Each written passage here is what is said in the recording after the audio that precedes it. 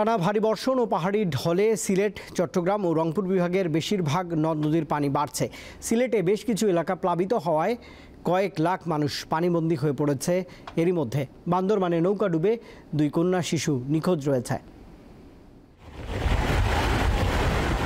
বঙ্গোপসাগরে সৃষ্ট লঘুচাপ ও মৌসুমি বায়ুর প্রভাবে কয়েকদিন ধরে দেশের বিভিন্ন স্থানে মাঝারি থেকে ভারী বৃষ্টি হচ্ছে।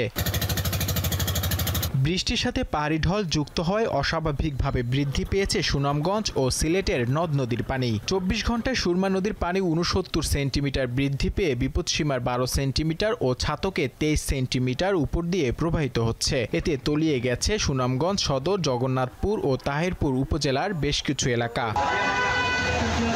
কক্সবাজারে ভারী বৃষ্টির সঙ্গে বেড়েছে বাতাসের গতিবেগ। এতে পাহাড়ি এলাকাগুলোতে ভূমিধসের আশঙ্কা দেখা দিয়েছে। বান্দরবানে টানা বর্ষণে বেড়েছে সাঙ্গু ও মাতামুহুরী নদীর পানি। থানচিতে ইঞ্জিন চালিত নৌকা ডুবে 2 কন্যা শিশু নিখোঁজ রয়েছে। বরগুনায় 2 দিন ধরে চলছে ভারী বৃষ্টি। এতে দুর্ভোগে পড়েছেন সাধারণ মানুষ।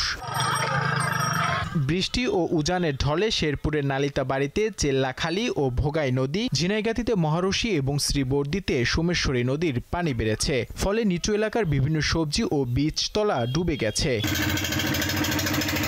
নেত্রকোনায় আবারও বিপদসীমার ওপর দিয়ে বইছে উবদাখালী নদীর পানি।